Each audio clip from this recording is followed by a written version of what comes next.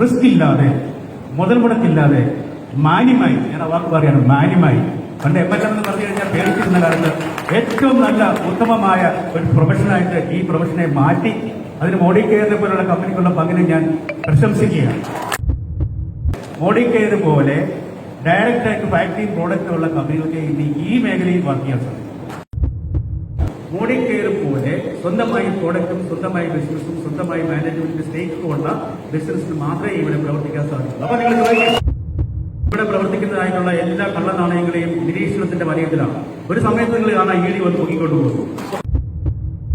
MLM എന്ന് പറയുന്ന ഏതെങ്കിലും കമ്പനി കണ്ട് ഓടിച്ചിട്ട് അറസ്റ്റ് ചെയ്യുന്ന ഒരു കാലഘട്ടം. Value added tax VAT act എന്ന് പറയുന്ന ഒരു നിയമപുസ്തകത്തിൽ സ്വർണ്ണക്കടക്കാർക്ക് പോലും ഇല്ലാത്ത പ്രിവിലേജ് അന്ന് MLM കൊടുത്ത ഇൻസ്റ്റിറ്റ്യൂട്ടാണ്. 2021 കൺസ്യൂമർ പ്രൊട്ടക്ഷൻ ആക്ടിന്റെ ആകും ഈ ഇൻഡസ്ട്രിയെ നിയമാനുസൃതമാക്കും. ഇവിടെ നിങ്ങളെപ്പോലുള്ള ചെറുപ്പക്കാർ ഈ ഇൻഡസ്ട്രി കൊണ്ട് മാന്യമായി ജീവിക്കുന്നുവെങ്കിൽ അത് കാണിച്ചു കൊടുക്കാൻ നിങ്ങൾക്ക് മാത്രമേ സാധിക്കുകയുള്ളൂ. അതിന് സ്വിഗ്ഗി എന്ന് പറയുന്ന അല്ലെങ്കിൽ അങ്ങനത്തെ ഫുഡ് കൗണ്ടറിൽ വയ്ക്കുന്ന ഈ ബൈക്കിൽ ഫോട്ടോ ഷൂട്ട് കൊണ്ട് പോകുന്ന ആൾക്കാരെല്ലാം വീട്ടക്കാരാണ്. ടെക്നോ പാർക്കിൽ ഞങ്ങളൊരു സർവേ എടുത്തു. അവിടെ ജോലി ചെയ്യുന്ന എഞ്ചിനീയേഴ്സിന്റെ ശമ്പളം എത്രയെന്നറിയോ? 6000, 8000, 10000. അതുപോലും വേണ്ട എന്ന് പറയുകയാണ്. ജോലി മതി. ഇതാണ് കേരളത്തിന്റെ അവസ്ഥ. ഈ ഇൻഡസ്ട്രിക്കകത്ത് കള്ളനാണയുണ്ട്. നല്ല കോട്ടും സൂട്ടും തൊട്ട് മനോഹരമായി സംസാരിക്കുന്ന കള്ളന്മാരിനകത്തുണ്ട്. നിങ്ങൾക്ക് എത്ര കമ്പനിയിൽ മുതൽ മുടക്കുണ്ട്? നിങ്ങളുടെ മാനേജ്മെന്റിന്റെ പ്രൊഫൈൽ നിങ്ങൾ അപ്ലോഡ് ചെയ്യണം. അത് ആരൊക്കെയാണ്? നിങ്ങൾ സ്വന്തമായി അസറ്റ് ഉണ്ടോ? ഫാക്ടറി ഉണ്ടോ? സ്വന്തമായി പ്രോഡക്റ്റ് ഉള്ളവരാണോ? ഇങ്ങനെയുള്ള കുറെ ചോദ്യാവലികൾ ചെയ്യുമ്പോൾ ഇനി ഈ പറയുന്ന യോഗ്യന്മാര് പേന എടുത്ത് എഴുതുമ്പോൾ കൈവടക്കും. അവർക്ക് എഴുതാറൊന്നുമില്ല. പക്ഷെ ഇന്ന് പല കമ്പനിയിലെയും പ്രോഡക്റ്റുകൾ മേശയുടെ കീഴെ പെട്ടി പൊട്ടിക്കാതിരിക്കുകയാണ്. ഡയറക്ട് സെല്ലിംഗ് ഇൻഡസ്ട്രി കൊണ്ട് തന്നെ കേരളത്തിന്റെ എക്കോണമി ഒന്ന് കഴുകാൻ പോവുകയാണ്.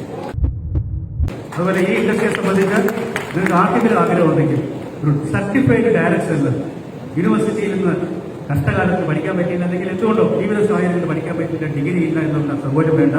നിങ്ങൾക്ക് ആർക്കെങ്കിലും ഗുലാറ്റി ഇൻസ്റ്റിറ്റ്യൂട്ടിന്റെ സർട്ടിഫൈഡ് ഡയറക്ട് സെല്ലർ ആളും ഞങ്ങൾ ചെറിയൊരു കോഴ്സ് ഡിസൈൻ ചെയ്യാൻ പോവുകയാണ്. ചുരുക്കി പറഞ്ഞു കഴിഞ്ഞാൽ കേരളത്തിൽ ഒരു 10 കമ്പനി കാണും. ഡയറക്ട് സെല്ലിംഗ് എന്ന് പറഞ്ഞിട്ടാ സ്വന്തമായി ഫാക്ടറി പ്രോഡക്റ്റ് ഉള്ളവർ ചെയ്യാൻ പറയുന്ന ബിസിനസ്സാണ് ഡയറക്ട് സെല്ലിംഗ്.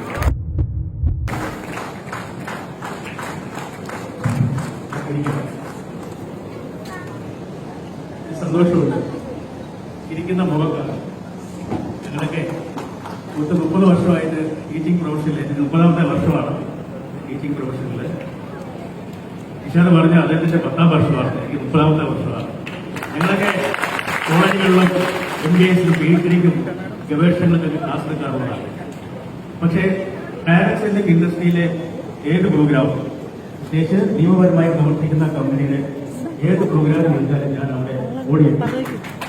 വേറൊന്നുമല്ല, ഇരിക്കുന്ന മോഹനാണ്. ഇതുപോലെ പ്രതിസന്ധികൾ എന്തൊക്കെയുണ്ടെങ്കിലും അതിനെ തരണം ചെയ്തുകൊണ്ട് മുന്നോട്ട് പോകാനുള്ള ഒരു എനർജി നിങ്ങൾക്ക് എവിടുന്നോ കിട്ടുന്നുണ്ട്. അത് വെല്ലം സംബന്ധിച്ച് എനിക്കറിയില്ല. അതോ വിശ്വാസിന്റെ വിദേശത്തെ പോലുള്ള ലീഡേഴ്സിന്റെ മോട്ടിവേഷൻ ആണെന്നും അറിയില്ല. എന്നിരുന്നാലും ഒരു കാര്യം വ്യക്തമാണ്, വിശ്വാസ് പറഞ്ഞല്ലോ അവിടെ 2011-12 കാലഘട്ടത്തിലൊക്കെ ഈ ഇൻഡസ്ട്രിയിൽ അന്ന് ഇൻഡസ്ട്രി ഉണ്ടായിരുന്നു, മോഡിക്കർ ഒന്നുണ്ടായിരുന്നു. പക്ഷെ കേരളത്തില് നിങ്ങൾക്കറിയാവുന്ന പോലെ കേരളത്തിലെ അല്ല ഇന്ത്യയിലെ ഏറ്റവും വലിയ ഒരു കമ്പനിയുടെ ചീഫിനെയും CEO ഒക്കെ അറസ്റ്റ് ചെയ്ത ഒരു സാഹചര്യം. ആ സാഹചര്യത്തിൽ എല്ലാവരും ഒളിച്ച് വീട്ടിലേക്ക് മാറ്റപ്പെട്ടു. MLM എന്ന് പറയുന്ന ഏതെങ്കിലും കമ്പനി കണ്ട് ഓടിച്ചിട്ട് അറസ്റ്റ് ചെയ്യുന്ന ഒരു കാലഘട്ടം. അപ്പൊ ഇന്ന് 10 വർഷം മുമ്പുള്ള ജിഷാദല്ല, അന്നൊക്കെ ജിഷാദൊക്കെ വന്ന് കൊച്ചു പയ്യനായിട്ടാണ് കാണുന്നത്. കരഞ്ഞുകൊണ്ടാണ് ഞങ്ങളടുത്ത് വരുന്നത്. എന്ത് ചെയ്യും? ഈ പുറകോട്ട് പോകാൻ പറ്റില്ല. ഇൻഡസ്ട്രിയിൽ വർക്ക് ചെയ്യുന്ന ധാരാളം ലീഡേഴ്സ്, ഇൻഡസ്ട്രി അവരുടെ മുഖം കണ്ട് ചേർത്ത് ധാരാളം പ്രവർത്തകർ, ഇവരുടെ മുമ്പിൽ ഇനി എന്ത് പറയും? അപ്പൊ വളരെ വ്യക്തമായിട്ട് അതിനെക്കുറിച്ച് പഠിക്കുന്നതിന് മുമ്പ് തന്നെ ഞങ്ങൾക്കുള്ള അക്കാഡമിക് എക്സ്പീരിയൻസ് വെച്ച് തന്നെ പറഞ്ഞു, നിങ്ങൾ ഗവൺമെന്റിനെ സമീപിക്കുക, ഗവൺമെന്റ് ഞങ്ങളോട് ആവശ്യപ്പെടും പഠന റിപ്പോർട്ട് സമർപ്പിക്കുവാൻ. അങ്ങനെ അവര് അന്നത്തെ മന്ത്രിയെ കാണുകയും ഗുലാത്തി ഇൻസ്റ്റിറ്റ്യൂട്ടിനെ ഈ വിഷയം പഠിക്കാനായിട്ട് ഏൽപ്പിക്കുകയും അങ്ങനെ 2013-14 കാലഘട്ടത്തിൽ വ്യക്തമായ ഒരു മാർഗരേഖ സർക്കാരിന് സമർപ്പിക്കുകയും ചെയ്തു. ആ 13-14 അതിന് മുമ്പ് തന്നെ 2000 വാല്യൂ ആഡഡ് ടാക്സിൽ ഈ പ്രശ്നം വരുന്നതിന് മുമ്പ് തന്നെ ഈ ഇൻഡസ്ട്രിക്ക് ഓപ്പണിംഗ് കൊടുത്ത ഏക സംസ്ഥാനമാണ്. അത് പറഞ്ഞില്ല. വാല്യൂ ആഡഡ് ടാക്സ് വാറ്റ് ആക്ട് എന്ന് പറയുന്ന ഒരു നിയമപുസ്തകത്തിൽ സ്വർണ്ണക്കടക്കാർക്ക് പോലും ഇല്ലാത്ത പ്രിവിലേജ് അന്ന് MLM കൊടുത്ത ഇൻസ്റ്റിറ്റ്യൂട്ടാണ്. 2003 വായിച്ചു നോക്കിയറിയാം. MLM NGK അംഗീകരിച്ചുകൊണ്ട് കേരള സംസ്ഥാനത്തിന്റെ നിയമസഭ പാസാക്കിയ ഒരു നിയമപുസ്തകത്തിൽ എഴുതി ചേർക്കപ്പെട്ടു 2003 വാറ്റ് ആക്ട്. അപ്പൊ അതിനുശേഷം പിന്നീട് അങ്ങ് കാലഘട്ടം കടന്നുപോയി. 2014 കേരളത്തിന്റെ സംക്ഷിപ്തമായ ഒരു ഗൈഡ്ലൈൻ ഇറങ്ങി. ആ ഗൈഡിനെ അടിസ്ഥാനമാക്കി ഗവൺമെന്റ് ഓഫ് ഇന്ത്യ 2016 മാർഗരേഖ പുറപ്പെടുവിച്ചു. അതിനുശേഷം പാൻ ഇന്ത്യ ബേസിൽ ആ മാർഗരേഖ ഇവിടെ നടപ്പിലാക്കിയുണ്ടായി. ഇത് 2016 ആ കാലഘട്ടം ഇപ്പോൾ ഇന്ന് നിൽക്കുന്ന അവസ്ഥയെക്കുറിച്ച് ഈ മേഖലയിൽ നിയമപരമായ ഒരു അവബോധം കൊടുക്കാൻ കൂടിയാണ് നിങ്ങളെ സംബന്ധിച്ച് ഇനി ഒരു ഇഞ്ച് പോലും സംശയമില്ലാത്ത രീതിയിൽ പ്രവർത്തിക്കാനുള്ള ഒരു സ്വാതന്ത്ര്യം നിങ്ങൾക്കുണ്ടാകണം. ഇത് നിയമപരമാണോ അല്ലയോ എന്ന് ഇപ്പോഴും സങ്കോചമായി ചിന്തിക്കുന്ന ധാരാളം ആൾക്കാരുണ്ട്. ഡയറക്ട് സെല്ലിംഗ് ഇൻഡസ്ട്രി കടന്നു വന്നാൽ നാളെ പോലീസ് പിടിക്കുകയോ അല്ലെങ്കിൽ എന്റെ അഭിമാനത്തിന് എന്തെങ്കിലും കോട്ടം വരുമോ എന്ന് ചിന്തിക്കുന്ന പലരും എന്നെ കേൾക്കുന്നുണ്ടെന്ന് എനിക്കറിയാം. ഇപ്പോൾ വളരെ വ്യക്തമായിട്ട് ഇന്ത്യൻ പാർലമെന്റ് 2021 കൺസ്യൂമർ പ്രൊട്ടക്ഷൻ ആക്ടിന്റെ അകത്തും ഈ ഇൻഡസ്ട്രിയെ നിയമാനുസൃതമാക്കി. 2021 കൺസ്യൂമർ പ്രൊട്ടക്ഷൻ ആക്ട് 1986 പാസ്സാക്കിയ ഒരു നിയമമായിരുന്നു. ഈ ഇൻഡസ്ട്രി ഇ കൊമേഴ്സ് ഉൾപ്പെടെ ഡയറക്ട് സെല്ലിംഗ് ഉൾപ്പെടെ മൾട്ടി ലെവൽ മാർക്കറ്റിംഗ് ഉൾപ്പെടെ ടെലി ഷോപ്പിംഗ് ഉൾപ്പെടെ എല്ലാ വ്യാപാരത്തെയും ലീഗലൈസ് ചെയ്തുകൊണ്ട് നിയമമാണ്. അതാണ് കൺസ്യൂമർ പ്രൊട്ടക്ഷൻ ആക്ട് 2021. അതിനെ അടിസ്ഥാനമാക്കി ഡയറക്ട് സെല്ലിംഗ് റൂളും പാർലമെന്റ് പാസ്സാക്കി. നേരത്തെ കേന്ദ്രത്തിൽ 2016 ഒരു മാർഗരേഖ ഉണ്ടായിരുന്നു ഞാൻ പറഞ്ഞു. മാർഗരേഖ എന്ന് പറയുമ്പോൾ അതിന് നിയമാനുസൃതമായ ഒരു വ്യക്തമായ അതൊരു മാർഗനിർദ്ദേശമാണ്. ഒരു കോടതിയുടെ മുമ്പിൽ ചെല്ലുമ്പോൾ കോടതിക്ക് വേണമെങ്കിൽ പരിഗണിക്കാം, ഇല്ലെങ്കിൽ പരിഗണിക്കാതിരിക്കാം. അതാണ് മാർഗനിർദ്ദേശം എന്ന് പറയുന്നത്. പക്ഷേ ഇപ്പോൾ അതല്ല അവസ്ഥ. ഇപ്പൊ ഡയറക്ട് സെല്ലിംഗ് ഇൻഡസ്ട്രി ആക്ടിൽ വന്നു നിയമാനുസൃതമായി. കോടതിയിൽ ഒരു കേസ് വന്നാൽ നിയമാനുസൃതം പ്രവർത്തിക്കുന്ന എല്ലാ കമ്പനിക്കും ഡയറക്ട് സെല്ലേഴ്സിനും പരിരക്ഷ ഉറപ്പാക്കിയ ഒരു നിയമം നമ്മുടെ നാട്ടിൽ വന്നു എന്ന് ആദ്യം മനസ്സിലാക്കുക. അപ്പൊ ആ ഡയറക്ട് സെല്ലിംഗ് റൂളും നമ്മൾ നടപ്പിലാക്കി കഴിഞ്ഞു. അതിന്റെ അടിസ്ഥാനത്തിൽ നിഷാദ് പറഞ്ഞതുപോലെ 2018 കേരള ഗവൺമെന്റ് അന്ന് വലിയ ഗംഭീരമായ ഒരു വലിയ പബ്ലിക് ഫംഗ്ഷനിൽ വെച്ച് അന്നത്തെ മുഖ്യമന്ത്രി ഇപ്പോഴത്തെ മുഖ്യമന്ത്രിയായ ശ്രീ പിണറായി വിജയനും തിലോത്തമ സാറും ഒക്കെ റിലീസ് ചെയ്ത ഒരു മാർഗരേഖയുണ്ടായി. ഇന്ന് പാർലമെന്റ് പാസ്സാക്കിയിരിക്കുന്ന ആ നിയമത്തിന്റെ ബലത്തിൽ കേരളത്തിൽ ആദ്യമായി ഒരു മാർഗരേഖ അത് ഓൾറെഡി ഇറങ്ങിക്കഴിഞ്ഞു. പക്ഷേ അതിന്റെ ഔദ്യോഗികമായ റിലീസ് മുഖ്യമന്ത്രിയുടെ തിരക്ക് കാരണം ഞങ്ങൾ മാറ്റിവെച്ചിരിക്കുകയാണ്. ഒരു മാസത്തിനുള്ളിൽ ഇന്ത്യ മഹാരാജ്യത്തെ മുഴുവൻ മാതൃകയാക്കിക്കൊണ്ട് കേരളത്തിൽ വളരെ വ്യക്തമായ ഒരു മെക്കാനിസത്തിന് രൂപം കൊടുത്തു കഴിഞ്ഞു. അത് വളരെ പ്ലേസ് ഉണ്ടായിരുന്നു. ആ പ്ലേസ് നിങ്ങൾ എല്ലാവരും തിരുവനന്തപുരത്തേക്ക് വരണം. ഒരു മെഗാ ഇവന്റാക്കി മാറ്റാം. ഇതുപോലെ ആയിരിക്കുന്നത് ലക്ഷങ്ങൾ അവിടെ നടിയറിക്കണം. നമ്മുടെ മുഖ്യമന്ത്രി കാണാൻ ഞെട്ടിക്കൊള്ളു. ഞാൻ മുഖ്യമന്ത്രി ഞെട്ടിപ്പിക്കാൻ വേണ്ടിയല്ല, കേരളം ഇതൊരു വലിയ ദുരവസ്ഥയിലാണ്. കേരളത്തിന്റെ എല്ലാ ചെറുപ്പക്കാരും പലായനം ചെയ്യുകയാണ്. യുദ്ധം ഉണ്ടായിട്ട് പോലും പലായനം ചെയ്യുകയാണ്. എയർപോർട്ടുകളിലൊക്കെ അല്ലെങ്കിൽ വിസ സെന്ററിലൊക്കെ പോയി നോക്കുമ്പോൾ പറയാൻ ധാരാളം ചെറുപ്പക്കാർ അത് പ്രീ ഡിഗ്രി കഴിഞ്ഞിട്ട് ഡിഗ്രി പോലും പഠിക്കാതെ വിദേശത്തോട്ട് പോകുന്ന ഒരു കാഴ്ച ഇപ്പോൾ നമ്മൾ നേർക്കാഴ്ചയായി കണ്ടുകൊണ്ടിരിക്കുകയാണ്. നമ്മുടെ ചെറുപ്പക്കാർക്കൊന്നും ഇവിടെ പ്രവർത്തിക്കാനായിട്ട് സാധിക്കുന്നില്ല. അപ്പൊ ആ ഒരു ഗ്യാപ്പ്, ഈ ഗ്യാപ്പിനെയാണ് നമ്മൾ ഡയറക്ട് സെല്ലിംഗ് ഇൻഡസ്ട്രി അഡ്രസ് ചെയ്യേണ്ടത്. ഇവിടെ നിങ്ങളെപ്പോലുള്ള ചെറുപ്പക്കാർ ഈ ഇൻഡസ്ട്രി കൊണ്ട് മാന്യമായി ജീവിക്കുന്നുവെങ്കിൽ അത് കാണിച്ചു കൊടുക്കാൻ നിങ്ങൾക്ക് മാത്രമേ സാധിക്കുകയുള്ളൂ. അപ്പൊ നമ്മുടെ എക്കോണമി, കേരള എക്കോണമിയെ ഞങ്ങൾ ഗവൺമെന്റ് ശ്രദ്ധയിൽപ്പെടുത്തിയിട്ടുണ്ട്. ഇനി ഗവൺമെന്റിനെ സംബന്ധിച്ചും പണമില്ല, ഗവൺമെന്റിനെ സംബന്ധിച്ച് മുതലെടുക്കാൻ പണമില്ല. Government is only facilitate. നിങ്ങൾക്ക് ആഗ്രഹമുണ്ടോ? ഞങ്ങളെല്ലാം പറഞ്ഞു തരാം. അതുപോലെ ഓരോന്നോരോന്ന് വന്നുകൊണ്ടിരിക്കുകയാണ്. ഇന്ന് 15-ാം തീയതി തിരുവനന്തപുരത്ത് കേരളത്തിന്റെ അല്ല ഇന്ത്യയുടെ തന്നെ നാഴികക്കല്ലായ വിഴിഞ്ഞം ഇന്റർനാഷണൽ ടെർമിനലിന്റെ ആദ്യത്തെ ഷിപ്പ് ലാൻഡ് ചെയ്യുകയാണ്. ഈ ഷിപ്പ് ഇവിടെ ലാൻഡ് ചെയ്യുമ്പോൾ ഇതിനോടനുബന്ധമായി എത്രയോ തൊഴിലവസരങ്ങൾ ഇവിടെ ഉണ്ടാവുന്നുണ്ട്. ലക്ഷക്കണക്കിന് തൊഴിലവസരങ്ങൾ ഇവിടെ ഉണ്ടാവും. അതുപോലെ ഡയറക്ട് സെല്ലിംഗ് ഇൻഡസ്ട്രിക്ക് പോലും വലിയ ഓപ്പണിംഗ്സ് വരാൻ പോവുകയാണ്. നിങ്ങളുടെ ലോജിസ്റ്റിക്കിലെ ചെലവുകൾ കുറയാൻ പോവുകയാണ്. ഇന്റർനാഷണൽ മാർക്കറ്റ് ഇവിടെ ഓപ്പൺ ചെയ്യാൻ പോവുകയാണ്. മദർ ഷിപ്മെന്റ് എന്ന് പറയുന്ന ദുബായ് പോലെയുള്ള വലിയ, ശ്രീലങ്ക പോലെയുള്ള വലിയ മദർ ഷിപ്മെന്റ് ഇപ്പോൾ കേരളത്തിലേക്ക് ചേക്കേറുമ്പോൾ അതിന് അനുബന്ധമായി വളരെ വലിയ വികസനമാണ് ഇവിടെ വരാൻ പോകുന്നത്. പക്ഷേ ഈ വികസനമൊന്നും നമ്മുടെ ചെറുപ്പക്കാർക്ക് കാണാൻ സാധിക്കുന്നില്ല. അവർക്ക് ഒരേ ഒരു മൈൻഡ് സെറ്റേ ഉള്ളൂ, പഠിച്ചാൽ ജോലി കിട്ടുന്നില്ല, മാന്യമായ ഒരു ജോലി കിട്ടുന്നില്ല. ഞാൻ തിരുവനന്തപുരത്ത് പല മേഖലയിൽ ഞങ്ങൾ ഗവേഷകരായിട്ട് ഒബ്സർവ് ചെയ്യാറുണ്ട്. രാത്രി സ്വിഗ്ഗി എന്ന് പറയുന്ന അല്ലെങ്കിൽ അങ്ങനെ ഫുഡ് കൗണ്ടറിൽ വയ്ക്കുന്ന ഈ ബൈക്കിൽ ഫോട്ടോ ഷൂട്ട് കൊണ്ട് പോകുന്ന ആൾക്കാരെല്ലാം ബിടെക്കുകാരാണ്. ടെക്നോ പാർക്കിൽ ഞങ്ങളൊരു സർവേ എടുത്തു. അവിടെ ജോലി ചെയ്യുന്ന എഞ്ചിനീയേഴ്സിന്റെ ശമ്പളം എത്രയെന്നറിയോ? 6000, 8000, 10000. അതുപോലും വേണ്ട എന്ന് പറയുകയാണ്. ജോലി മതി. ഇതാണ് കേരളത്തിന്റെ അവസ്ഥ. ഇത് സാധാരണ ഒരു കൂലിക്ക് ഒരു ദിവസം 1000 രൂപ വേതനം ഉണ്ടെങ്കിൽ അഭ്യസ്തവിദ്യരായ ആൾക്കാർക്ക് വളരെ തുച്ഛമായ സാലറി മാത്രമേ നമ്മുടെ നാട്ടിൽ കിട്ടത്തുള്ളൂ. ഇവിടെയാണ് ഡയറക്ട് സെല്ലിങ്ങിലെ ഓപ്പർച്യൂണിറ്റി. ഡയറക്ട് സെല്ലിങ്ങിന്റെ ഓപ്പർച്യൂണിറ്റി എന്ന് പറയുമ്പോൾ ഇവിടെ വിദ്യാസമ്പന്നൻ പോലും വേണം. ഇവിടെ എനിക്ക് തോന്നുന്നില്ല ഇതിനകത്ത് MBA BTech ഒക്കെ ഉള്ള ആൾക്കാർ വളരെ കുറവാണ്. വീട്ടമ്മമാരും അടിസ്ഥാന യോഗ്യതയൊക്കെയുള്ള ആൾക്കാരാണ് ഇവിടെ വർക്ക് ചെയ്യുന്നത്. ഇവിടെ യോഗ്യതയല്ല ആവശ്യം, ഇവിടെ ഒരു മൈൻഡ് സെറ്റാണ്, ഇവിടെ ഒരു വിഷനാണ്, ഒരു പാഷനാണ്. എനിക്കും സാധിക്കും എന്നുള്ള ഒരു വിഷൻ ഉണ്ടെങ്കിൽ ഡയറക്ട് സെല്ലിംഗ് ഇൻഡസ്ട്രിയിൽ മുതൽ മുടക്കാതെ ഇവരെ പോലെയുള്ള വലിയ ലീഡേഴ്സ് ആകാനായിട്ട് നിങ്ങൾക്ക് സാധിക്കുമെന്നുള്ളതിൽ വലിയ അതൊരു മാജിക്കൊന്നുമല്ലല്ലോ, ഒരു മാജിക്കല്ലല്ലോ. ഇവിടെ പ്രൂവ് ചെയ്ത് കാണിച്ചുകൊണ്ടിരിക്കുകയാണ്. പക്ഷെ വേറൊരു കാര്യം, എല്ലാവർക്കും നിഷാദിനെ പോലെ ദിനേശിനെ പോലെ ആകാൻ സാധിക്കുമെന്ന് വരികയില്ല. നമുക്കറിയാം ഏത് ഇൻഡസ്ട്രി എടുത്തു നോക്കിയാലും ഇൻഡസ്ട്രിയിൽ കുറെ പ്രഗത്ഭന്മാരായ കുറെ വലിയ വലിയ പ്രഗത്ഭന്മാർ അംബാനിയെ പോലെയുള്ള വലിയ കോർപ്പറേഷൻ ഉണ്ടാവും. പക്ഷെ എത്രയോ സാധാരണ ലക്ഷക്കണക്കിന് ബിസിനസ്സുകാർ ഉപജീവനത്തിന് വേണ്ടി ബിസിനസ് ചെയ്യും. അപ്പോൾ ഒരു ഡയറക്ട് സെല്ലിംഗ് ഇൻഡസ്ട്രിയിലും അത് സംഭവിക്കും. എല്ലാവർക്കും ഒരേ ഗതി വളർന്നൊന്നും പറ്റില്ല. പക്ഷേ റിസ്ക് ഇല്ലാതെ, മുതൽ മുടക്കില്ലാതെ, മാന്യമായി, ഞാൻ ആ വാക്ക് പറയാണ്, മാന്യമായി.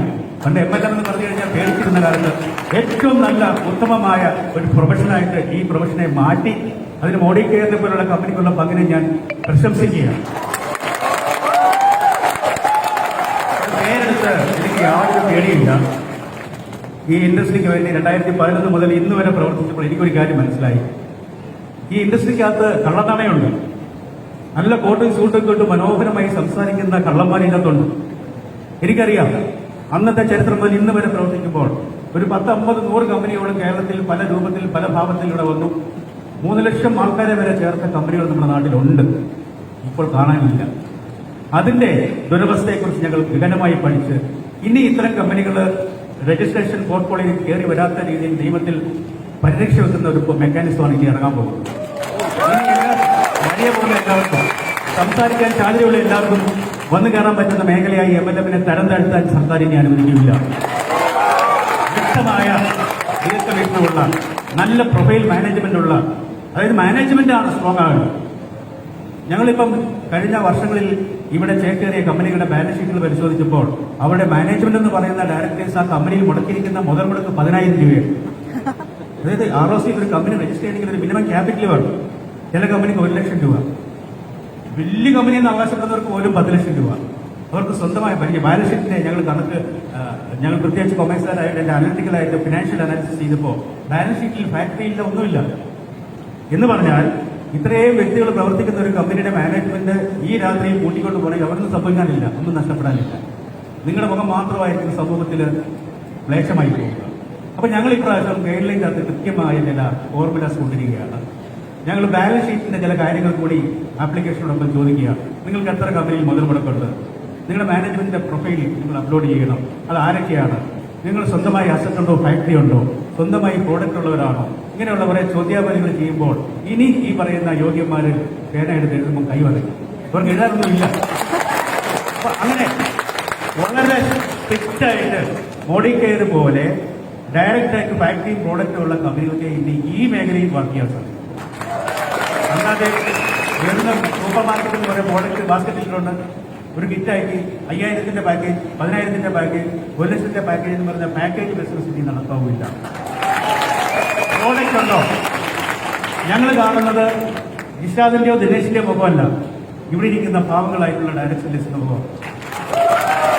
നിങ്ങൾ മോഡി കെയറിൽ നിന്ന് ഒരു 5000 രൂപയുടെ സാധനം വാങ്ങിച്ചാൽ മോഡി കെയർ പൂട്ടിപ്പോയാലും ആ സാരമില്ല, എനിക്ക് 5000 രൂപയുടെ സാധനം എന്റെ കയ്യിലുണ്ടോ എന്ന് പറയാൻ തക്ക വിധം പ്രോഡക്റ്റിന് മൂല്യം ഉണ്ടായിരിക്കണം. മൂല്യമുള്ള പ്രോഡക്റ്റ് ആണെങ്കിൽ എന്തിനു ഭയപ്പെടുന്നു? ആ കമ്പനി പോട്ടെ, എന്റെ പേസ്റ്റൊക്കെ കയ്യിൽപ്പെട്ട് ഞാൻ തേച്ച് തീർത്തോളാം, അല്ലെങ്കിൽ ഞാൻ വിറ്റ് തീർത്തോളാം.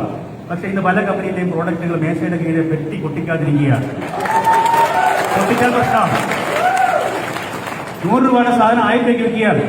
900 രൂപ മാർജിൻ, 500 രൂപ മാനേജ്മെന്റ് എടുക്കും, 400 രൂപ ലീഡേഴ്സിന് വിധിച്ചു കൊടുക്കും. ബാക്കി പാവങ്ങൾക്ക് പിച്ചു 5%, 10%. 5 വർഷം 3 വർഷമാകുമ്പോൾ ട്രീയും ഇല്ല, ബൈനറി ഇല്ല, ഒന്നുമില്ല, ശൂന്യം. ഇത് ഞങ്ങൾക്ക് അറിയില്ല. ഈ മേഖലയിലെ കള്ളനാണ് ഇങ്ങനെ പ്രവർത്തിക്കും ഞങ്ങൾക്ക് അറിയില്ല, സത്യമായി. അതുകൊണ്ട് നിയമത്തിന്റെ മുമ്പിൽ അതിനെക്കുറിച്ച് കടിഞ്ഞാനിടാനായിട്ട് സാധിച്ചില്ല. അതിന്റെ പേരിൽ ധാരാളം കമ്പനികൾ ഇവിടെ ചേക്കേറി. അതിന്റെ ഫലമായി ധാരാളം ഡയറക്ട് സെല്ലേഴ്സിന് മാർക്കറ്റിൽ ഇറങ്ങി നടക്കാൻ പറ്റാത്ത അവസ്ഥയുണ്ടായി. അതെല്ലാം ഞങ്ങൾ ഇൻവെസ്റ്റ് ചെയ്തുകൊണ്ട് ഞാൻ പറഞ്ഞല്ലോ, സർക്കാരിനെ സംബന്ധിച്ച് ട്രേഡ് ചെയ്യാനായിട്ട് ഞങ്ങളുടെ പണമില്ല. ട്രേഡ് ചെയ്യാൻ പണമുള്ള നിങ്ങളെ കൊണ്ട് ട്രേഡ് ചെയ്യിക്കും ഞങ്ങൾ. പക്ഷേ നിയമത്തിന്റെ എല്ലാ വശങ്ങളും പൂർത്തീകരിച്ചുകൊണ്ടുള്ള ഒരു ക്ലിയർ മെക്കാനിസമായി ഈ മോണിറ്ററിംഗ് അതോറിറ്റിയിൽ കഴിഞ്ഞ മോണിറ്ററിംഗ് അതോറിറ്റിയിൽ 8 പേരാണെങ്കിൽ ഇപ്രാവശ്യം 14 പേരാണ്. FSSA, ലീഗൽ മെട്രോളജി ഒക്കെ ഉൾപ്പെടുന്ന വലിയ മോണിറ്ററിംഗ് അതോറിറ്റിക്ക് അതുകൊണ്ട് അവരെ എല്ലാം വിളിച്ചു ചേർത്തുകൊണ്ട് അവരുടെ ഒരു നിരീക്ഷണത്തിലായിരിക്കും ഇത് പ്രവർത്തിക്കുക. മാത്രമല്ല നിങ്ങളുടെ ആപ്ലിക്കേഷൻ കിട്ടിയ ഉടനെ അതവിടെ ചേക്കറി അത് കെട്ടി ചുവപ്പ് നാടകളിൽ ഫയൽ കെട്ടിവെക്കുകയല്ല. അത് പ്രൊഫഷണൽ ബോഡീസായ ചാർട്ടേഡ് അക്കൗണ്ട്സ്, കമ്പനി സെക്രട്ടറി നിങ്ങൾ ഫയൽ ചെയ്തിരിക്കുന്ന ബാലൻസ്, നിങ്ങളുടെ കമ്പനി ഫയൽ ചെയ്തിരിക്കുന്ന ബാലൻസ് ഷീറ്റിനെ കുറിച്ച് അനലൈസ് ചെയ്ത് സർക്കാരിന് പ്രൈമറി ആയിട്ടുള്ള റിപ്പോർട്ടുകൾ കൊടുക്കാനായിട്ടുള്ള സംവിധാനമാണ് വരാൻ പോകുന്നത്. അപ്പൊ അങ്ങനെ ആ രീതിയിൽ ഗവൺമെന്റ് എല്ലാ രീതിയിലും നിങ്ങളെ പ്രൊട്ടക്ട് ചെയ്യാനായിട്ട് സന്നദ്ധമാണ്. ഒരുപക്ഷെ മോഡിക്കെയർ പോലെയുള്ള കമ്പനിയിൽ വർക്ക് ചെയ്യുമ്പോൾ പെട്ടെന്ന് ഒരു ജമ്പിങ് ഉണ്ടാകുന്ന വരികയില്ല. ഇപ്പോഴും ഒരു ബിസിനസ് സ്ലോ ഗ്രോത്താണ്. ഒരു ബിസിനസ് ഒരു സോൾ പ്രൊപ്പറേഷൻഷിപ്പാണെങ്കിലും പാർട്ണർഷിപ്പാണെങ്കിലും കമ്പനി ആണെങ്കിലും അംബാനി ആണെങ്കിലും തുടക്കം വളരെ ലളിതമായിരിക്കും. ഗ്രാജുവലായിട്ട് വളർന്നു വരുന്ന കമ്പനിക്ക് റൂട്ടുള്ളൂ, അടിസ്ഥാനമുള്ളൂ, അതേ നിലനിൽക്കുകയുള്ളൂ. പെട്ടെന്ന് വരുന്ന കമ്പനികൾ മാർക്കറ്റിൽ നിന്ന് പെട്ടെന്ന് അപ്രത്യക്ഷമാണ്. നമുക്കിനി വേറെ ആരുടെയും അഭിപ്രായത്തിന്റെ വില എടുക്കേണ്ട ആവശ്യമില്ല. ഇവിടെ തന്നെ കേരളത്തിൽ തന്നെ എത്രയോ കമ്പനികൾ ഇവിടെ ചേക്കേറി. നിങ്ങൾ പലരും പല കമ്പനിയിൽ വർക്ക് ചെയ്തിട്ടുണ്ടാവും, അവരെ ഒന്നും കാണാൻ പോലും ഇല്ല. അതിന്റെയൊക്കെ കാരണം ഈ പറഞ്ഞതാണ്, വ്യക്തമായ വിഷൻ ഇല്ലാതെ മാനേജ്മെന്റ് അത് കൂട്ടണമെന്നുള്ള ഉദ്ദേശത്തോടെ തുടങ്ങുന്ന കമ്പനികളാണ് ഈ കൂട്ടിപ്പോയത്. അതായത് ഒരു റെമ്യൂണറേഷൻ പാക്കേജ് കൊടുക്കുമ്പോൾ 100 രൂപയുടെ ഒരു സാധനം വാങ്ങിക്കുമ്പോൾ 50 രൂപ ലാഭം ഉണ്ടെങ്കിൽ അതിനകത്ത് ടാക്സ് കഴിച്ചിട്ട് അതെല്ലാം പ്ലാൻ ചെയ്ത് ഗവൺമെന്റിനുള്ളത് ഗവൺമെന്റിനും ഡയറക്ട് സെല്ലർക്കും ഡിസ്ട്രിബ്യൂഷനുള്ളത് ഡിസ്ട്രിബ്യൂഷൻ മാറ്റി നിർത്തിയുള്ള ആ ഒരു അനലിറ്റിക്കലായിട്ട് പോകുന്ന കമ്പനി ഒരിക്കലും കൂട്ടുകയില്ല. അതിന് ചില വേദനയുണ്ട്. അപ്പൊ അങ്ങനെ കൂട്ടാതിരിക്കുന്ന കമ്പനിയുടെ ചില ഇൻഡിക്കേറ്റേഴ്സ് ഞാൻ ഇപ്രാവശ്യത്തെ ഗൈഡ്ലൈനകത്ത് ഏതാണ് ഒരു നല്ല കമ്പനി എന്നുള്ള ഇൻഡിക്കേറ്റേഴ്സ് കാണിക്കുന്നുണ്ട്. അതുപോലെ തന്നെ നെഗറ്റീവ് പ്രൊഡക്ട്സ് മാർക്കറ്റിൽ ഗൈഡ്ലൈനകത്ത് കൊണ്ടുവരാൻ പോവുകയാണ്. കെമിക്കൽ പ്രൊഡക്റ്റുമായിട്ട് വരുന്ന ആൾക്കാർ അതെല്ലാം പറ്റില്ല. ഇൻഷുറൻസ് IRDA പറഞ്ഞതുപോലെ ഇന്ന പ്രൊഡക്റ്റുമായിട്ട് മാർക്കറ്റിൽ വന്നാൽ അത് പറ്റില്ല എന്ന് തന്നെ നിയമത്തിൽ എഴുതി വെക്കാൻ പോവുകയാണ്. ആൾക്കാർക്ക് പ്രയോജനമുള്ള, ആൾക്കാർക്ക് ആവശ്യമുള്ള ഇന്ന് ഇൻഡസ്ട്രി കേരളം എന്ന സംസ്ഥാനം കൺസ്യൂമർ സംസ്ഥാനമാണ്. 95% സാധനങ്ങളും നമ്മുടെ കട കമ്പോളങ്ങളിൽ ഷോക്കേസിലിരിക്കുന്ന ഏതെങ്കിലും ഒരു സാധനം ഇവിടെ ഉത്പാദിപ്പിക്കുന്നുണ്ടോ? ഇല്ല. എല്ലാ സാധനവും മറ്റ് സംസ്ഥാനങ്ങളിൽ നിന്ന് കടന്നു വരികയാണ്. അപ്പോൾ ഇവിടെ സാധനങ്ങൾ എത്ര ഉണ്ടെങ്കിലും പോകും. ഇവിടെ ഇൻഡസ്ട്രി, ഡയറക്ട് സെല്ലിംഗ് ഇൻഡസ്ട്രി, ഇപ്പം മോഡിക്കെയറൊക്കെ നോർത്ത് ഈസ്റ്റ് ആണെങ്കിലും കേരളത്തിലും ഡയറക്ട് സെല്ലിംഗ് ഇൻഡസ്ട്രിക്ക് വേരൂന്നാൻ തക്ക വിധം ഇവിടെ നല്ലൊരു കൾച്ചർ ഇവിടെ ഉണ്ടാക്കാൻ പോവുകയാണ്. ഇവിടെ നല്ല ഇൻഡസ്ട്രി വരണം. പാൻ ഇന്ത്യ ബേസിൽ ഇപ്പൊ GST എന്ന് പറയുന്ന നിയമത്തിലൂടെ ഇന്ത്യ എന്ന് പറയുന്ന ഒറ്റ മാർക്കറ്റാക്കി മാറ്റിയപ്പോൾ അതിന് വരുമ്പോഴില്ല, ചെക്ക് പോസ്റ്റുകളില്ല, ഏത് സംസ്ഥാനത്തിലും സാധനം ഫ്രീ ആയിട്ട് മൂവ് ചെയ്യാം എന്നുള്ള ഒരു കാലഘട്ടത്തിൽ ജീവിക്കുമ്പോൾ ഇവിടെയും വരണം ഇൻഡസ്ട്രി. അതിനാവശ്യമായ കാര്യങ്ങളൊക്കെ ഗവൺമെന്റിനെ കൊണ്ട് തുടങ്ങുക എന്നുള്ള കാര്യമാണ് ഗുലാത്തിരിച്ചിട്ടുള്ള സ്ഥാപനം നിങ്ങൾ ചെയ്യാൻ സാധിക്കുക. ഇന്ന് രാജ്യത്തിന്റെ മറ്റേ കേന്ദ്ര ഗവൺമെന്റ് നയമാണെങ്കിലും സംസ്ഥാന ഗവൺമെന്റ് നയമാണെങ്കിലും ഇൻഡസ്ട്രി ഫ്രണ്ട്ലിയാണ്. ഇത് കർണാടക, ആന്ധ്രയൊക്കെ കണ്ടത് ആൾക്കാരെ മാടി വിളിക്കുകയാണ്. കേരളത്തിലുള്ള ഇൻഡസ്ട്രിക്കാരെ പോലും അങ്ങോട്ട് പൊക്കിയെടുത്തുകൊണ്ട് പോകുന്ന ഒരു അവസ്ഥാവിശേഷം നമ്മൾ കാണുകയുണ്ടായി. ഇൻഡസ്ട്രിയെ ഇവിടെ വിടുക, ഇൻഡസ്ട്രിയിൽ നിന്നും പ്രൊഡക്ഷൻ ഉണ്ടാകാം, പ്രൊഡക്ഷനിൽ നിന്നും പ്രോഡക്റ്റ് ഉണ്ടാകാം, പ്രോഡക്റ്റ് കൺസ്യൂമേഴ്സിലേക്ക് എത്തിക്കുക. ഈ ഒരു ശൃംഖല ഒരിക്കലും നശിക്കില്ല. മനുഷ്യനുള്ളിടത്തോളം കാലം ഈ പ്രോഡക്ട്സിന്റെ ആവശ്യകത ഇവിടെ നശിക്കുകയില്ല.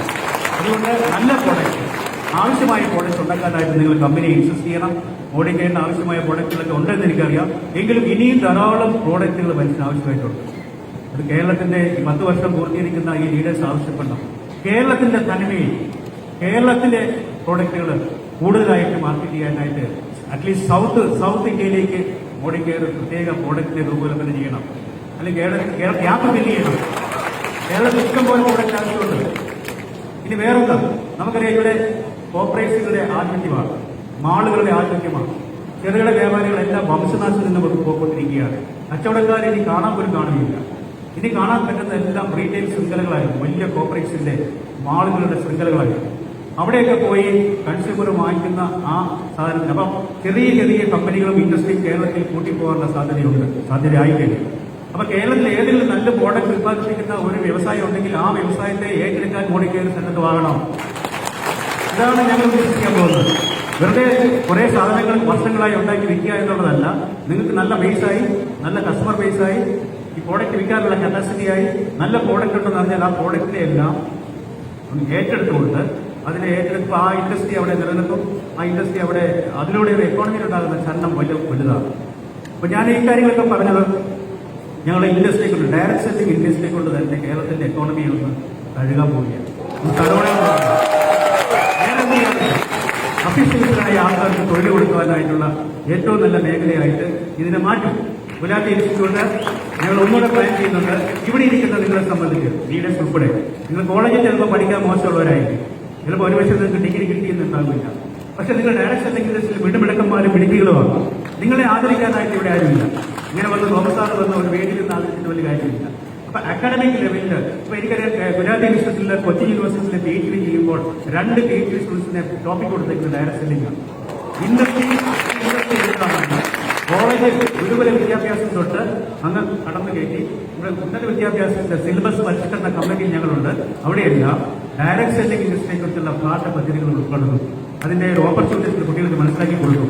ഇത് മാന്യമായ ബിസിനസ് ആണെന്നും ഇൻഡസ്ട്രിയുടെ ഒരു പുതിയൊരു ന്യൂജൻ ബിസിനസ് ആണെന്നും ഇത് ഇവിടെ ഇന്ത്യയിൽ മാത്രമുള്ളതല്ല, ലോകരാജ്യങ്ങളിൽ മുഴുവൻ ഉൾക്കൊള്ളുന്ന ഒരു ബിസിനസ് ആണെന്ന് മനസ്സിലാക്കി കൊടുക്കാനുള്ള അടിസ്ഥാന സൗകര്യങ്ങൾ ഒരുക്കുക എന്നുള്ളതാണ് ഞങ്ങളുടെ ആഗ്രഹം. അതുപോലെ ഈ ഇൻഡസ്ട്രിയെ സംബന്ധിച്ച് നിങ്ങൾക്ക് ആർക്കെങ്കിലും ആഗ്രഹമുണ്ടെങ്കിൽ ഒരു സർട്ടിഫൈഡ് ഡയറക്ട് സെല്ലർ യൂണിവേഴ്സിറ്റിയിൽ നിന്ന് കഷ്ടകാലത്ത് പഠിക്കാൻ പറ്റിയില്ലെങ്കിൽ എന്തുകൊണ്ടോ ജീവിത സാഹചര്യത്തിൽ പഠിക്കാൻ പറ്റില്ല, ഡിഗ്രി ഇല്ല എന്നുള്ള സൗകര്യം വേണ്ട.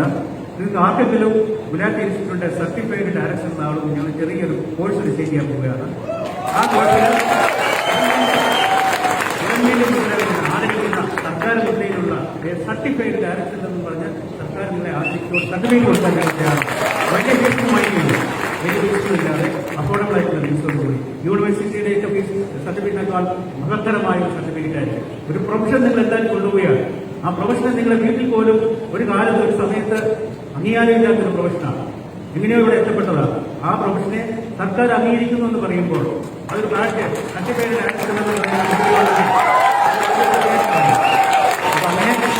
നമ്മളെ കൊണ്ട് ചെയ്യാവുന്നതെല്ലാം നമ്മൾ ചെയ്യാൻ സന്നദ്ധമാണെന്നുള്ള ഒരു വാക്ക്, വെറും വാക്കല്ല, ശിക്ഷാത്തിനൊക്കെ അറിയാം. പറഞ്ഞ പോലെ ചെയ്യും. അതുപോലെ ചെയ്യാനുള്ള സന്നദ്ധതയും കഴിവുള്ള ഒരു സംവിധാനമാണ് നമുക്ക് ഉപയോഗം.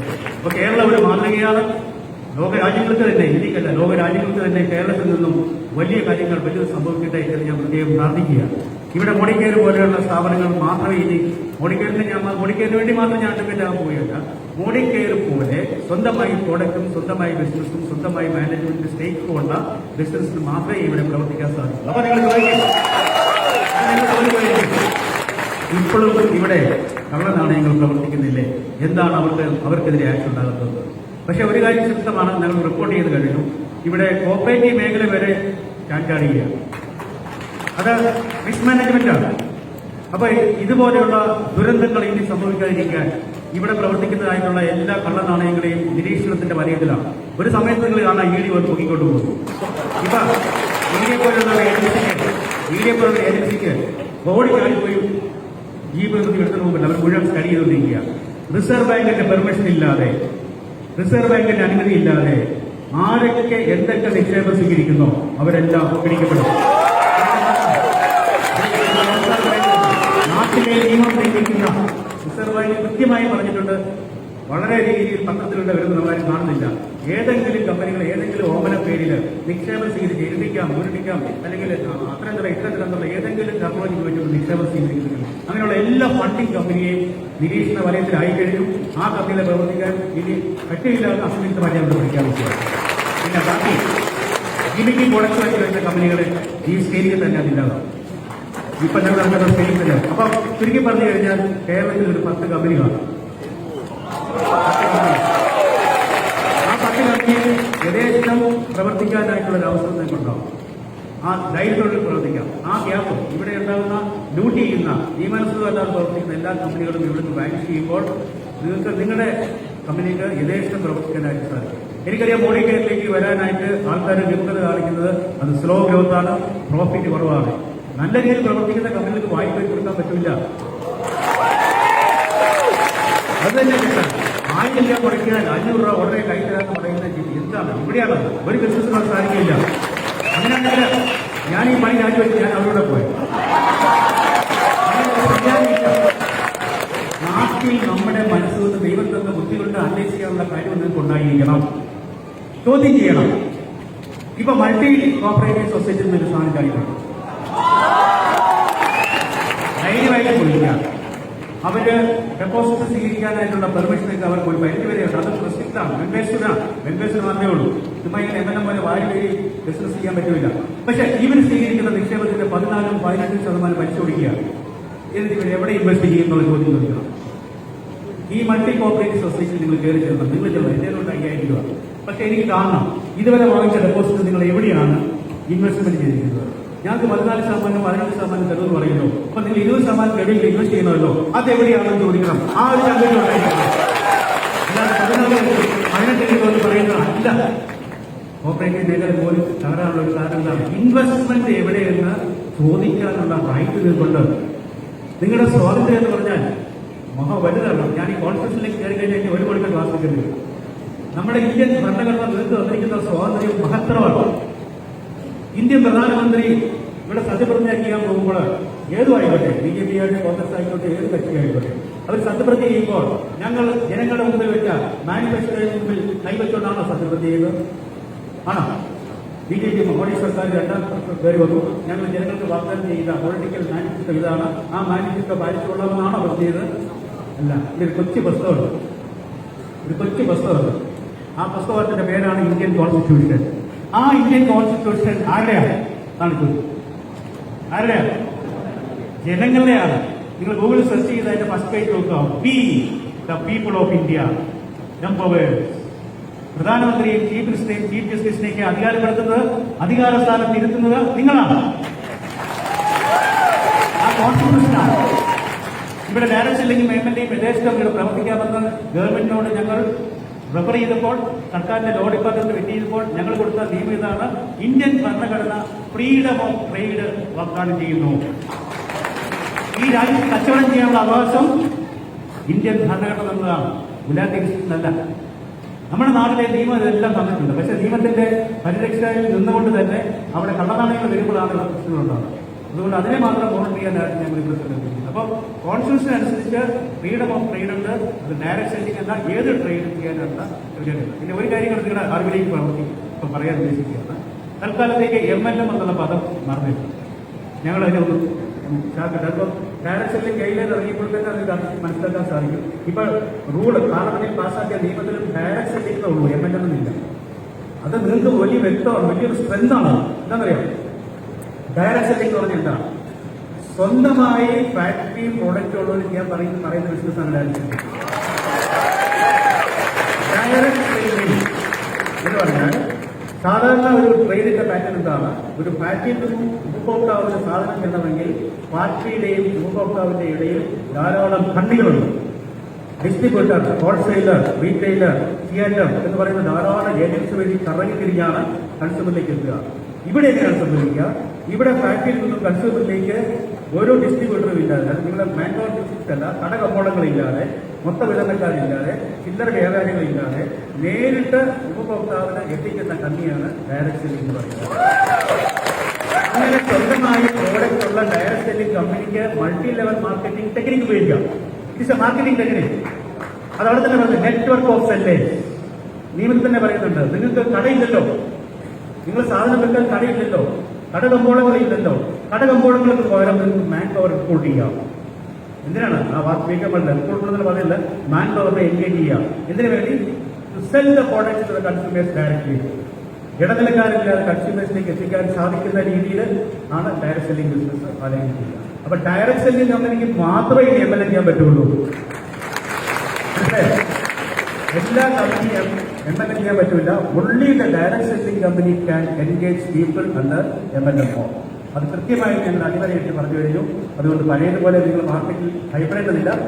ഇത് പല കാരണങ്ങളാൽ 2018, 19 ഫ്ലഡായിട്ട് പോയി, 2021 കോവിഡായിട്ട് പോയി. അതിന്റെ ഒരു ക്ഷീണം മാത്രമേ നിൽക്കുള്ളൂ.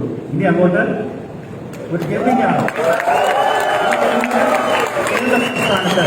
കേരളത്തിൽ ഇപ്പോൾ ഏറ്റെടുപ്പോൾ നാട് വിട്ടുകൊണ്ടിരിക്കുന്ന ചെറുപ്പക്കാരെ തിരിച്ചു വിളിക്കാൻ സാധ്യത.